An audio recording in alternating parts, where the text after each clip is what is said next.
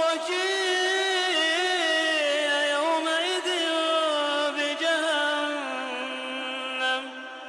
يومئذ يتذكر الإنسان وأنى له الذكرى। সেদিন জাহান্নামকে সামনে আনা হবে।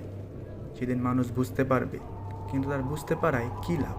সে বলবে, হায়, যদি আমি নিজের জীবনের জন্য কিছু আগাম ব্যবস্থা করতাম। মিজানের পাল্লায় আমলের ওজন নেওয়ার পর জাহান্নামকে সামনে আনা হবে।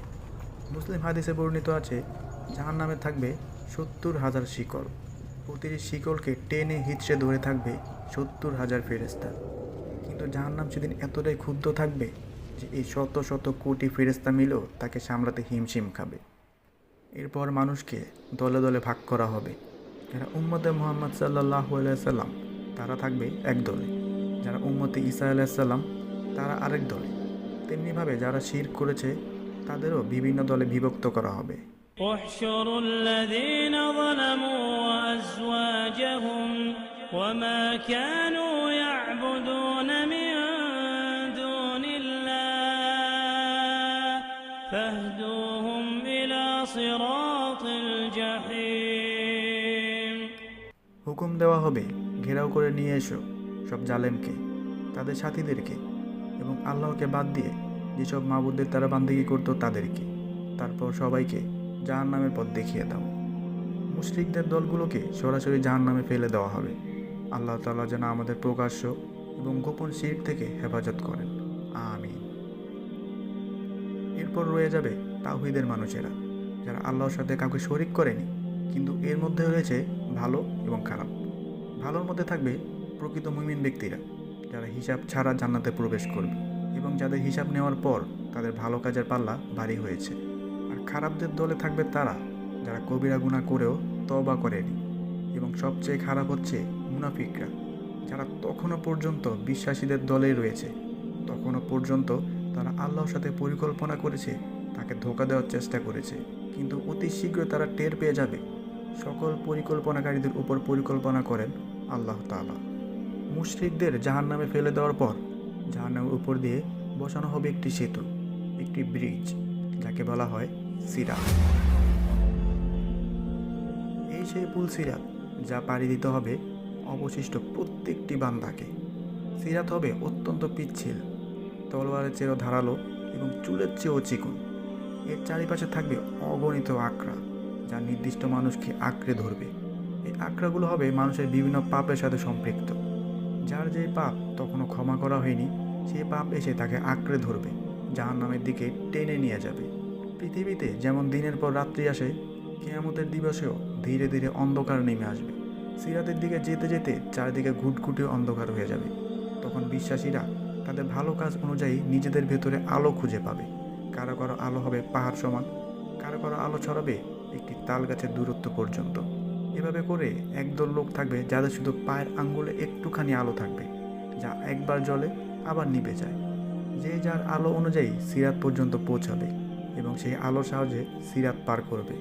এখানে একটি বিষয় লক্ষ্য করা ভালো, যে ব্যক্তি পাহাড় সমান আলো ছড়াবে তার আলো কি তার সঙ্গীদের পথ দেখিয়ে নেওয়ার জন্য যথেষ্ট নয়? তার মানে যে ব্যক্তি সেদিন একবারে অল্প আলো পাবে এবং অত্যন্ত কষ্ট করে সিরাত পর্যন্ত পৌঁছাবে, সে দুনিয়াতে এমন কারো সঙ্গী হয়নি, এমন কারো সাথে বন্ধুত্ব করেনি যে সেই কঠিন দিনে চারপাশে একটু আলো ছড়াবে। তাই আমাদের দিনে ভালো মানুষের সাথে বন্ধুত্ব স্থাপন করার ব্যাপারে বিশেষ জোর দেওয়া হয়েছে। প্রতিটি মানুষ তার আলো অনুযায়ী সিরাতের দিকে আগাচ্ছে, কিন্তু একদল মানুষ দেখলো তাদের তো কোনো আলোই নেই, তাদের চারপাশে ঘন অন্ধকার। ওই দূরে তারা দেখতে পায় কিছু মানুষ তাদের নিজেদের আলো নিয়ে ছুটে চলেছে সিরাতের পানে, কিন্তু এত অন্ধকার পাড়ি দিয়ে তাদের পক্ষে ওই মুমিনদের পিছু নেওয়া সম্ভব নয়। এরাই হচ্ছে মুনাফিকরা, যারা এতক্ষণ পর্যন্ত বিশ্বাসীদের সাথেই ছিল, যারা ভেবেছিল তারা আল্লাহকে ধোঁকা দিতে পেরেছে। অবশেষে আল্লাহ তাআলা তাদের পাকড়াও করেন।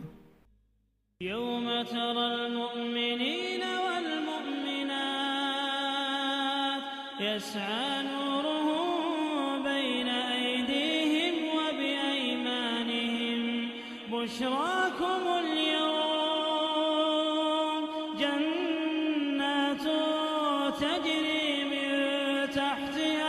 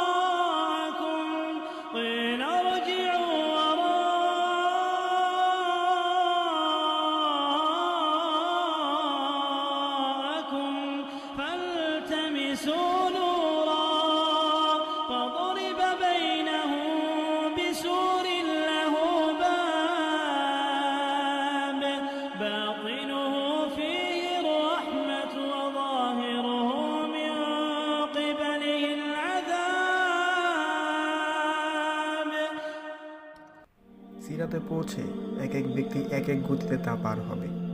কেউ কেউ পার হয়ে যাবে চোখের পলকে, কেউ কেউ বজ্র গতিতে, কেউ কেউ ঝড়ো হাওয়ার গতিতে, কেউ কেউ দ্রুত ঘোড়া বা উটের গতিতে। কারো কারো গায়ে সেই আকড়াগুলো আঁচড় লাগবে। কেউ কেউ পার হয়ে যাবে নিরাপদে। সিরাত পার হয়ে যাওয়া শেষ মানুষটি পার হবে টেনে হিচড়ে, অত্যন্ত কষ্ট করে। আল্লাহ যেন আমাদের সকলকে নিরাপদে সিরাত পার হওয়ার তৌফিক দান করেন। সিরাত পার হয়ে আপনি দাঁড়িয়ে আছেন বিশ্বাসীদের সাথে। জান্নাতের দ্বারপ্রান্তে এসে ফিরে দেখছেন আপনার যাত্রা, যে মৃত্যুটাকে একসময় মনে হতো জীবনের শেষ মুহূর্ত, এখন মনে হচ্ছে এক দীর্ঘ যাত্রার প্রথম অধ্যায়।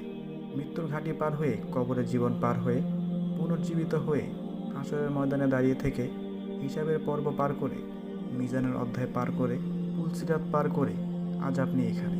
দুনিয়ার জীবনকে তখন মনে হচ্ছে কত ক্ষুদ্র, কত নগণ্য, কিন্তু এই শেষ প্রান্তে এসেও দুনিয়ার জীবন আপনার পিছু ছাড়ল না। জান্নাতের দ্বার প্রান্তে এসেও এখনও একটি ধাপ বাকি রয়ে গেল। সিরাত পার হয়ে আসা প্রত্যেক বিশ্বাসী ব্যক্তি জড়ো হলো একটি প্রান্তরে। এখানে একজন মানুষ আরেকজন মানুষের উপর কোনো জুলুম করে থাকলে বা তার কোনো হক নষ্ট করে থাকলে এখানে এসে সেটার হিসাব চুকিয়ে দেওয়া হবে। যে ব্যক্তি আরেকজন বান্দার হক নষ্ট করেছে তার আমলনামা থেকে ভালো কাজ নিয়ে অপর ব্যক্তির আমলনামায় দিয়ে দেওয়া হবে। হয়তো এই কারণেই গীবত আমাদের দিনে এত ভয়ঙ্কর একটি পাপ। ভেবে দেখুন, পরকালের যাত্রায় এত দূর পথ পাড়ি দিয়ে জান্নাতের দ্বার প্রান্তে এসে আপনি আপনার নেক আমলগুলো দিয়ে দিচ্ছেন, কারণ আপনি কারো ব্যাপারে গীবত করেছিলেন, কারো ব্যাপারে মিথ্যে খবর ছড়িয়েছিলেন। আল্লাহ না করুক যদি সেই গীবতের পরিমাণ, যদি সেই হক নষ্ট করার পরিমাণ এতই বেশি হয় যেটা আপনার নেক আমলকে ছাড়িয়ে যায়, তাহলে জান্নাতের দ্বার প্রান্তে থেকে সিরাত পার হয়ে যাওয়া সত্ত্বেও আপনাকে ফেরত পাঠিয়ে দেওয়া হবে। আর সিরাতের ওপারে রয়েছে শুধুই আযাব। সেই আযাব কত ভয়ানক তা হয়তো আমরা কিছুই জানি না, কিন্তু সেই আযাবের থেকেও বড় আযাব হবে সেই মুহূর্তেই জান্নাতের দ্বার প্রান্তে থেকে ফিরে দেওয়া ব্যক্তির তীব্র আফসোস, যা তাকে তার অন্তর থেকে পুড়িয়ে ছারখার করে দেবে। একে অপরের হক মেটানোর পর প্রতিটি বান্দা এগিয়ে যাবে তার অন্তিম গন্তব্যের দিকে। এক পাশে দুঃস্বপ্নের চেয়েও ভয়ানক জাহান্নামের জগৎ, অন্য পাশে নির্মল প্রশান্তির জগৎ জান্নাহ।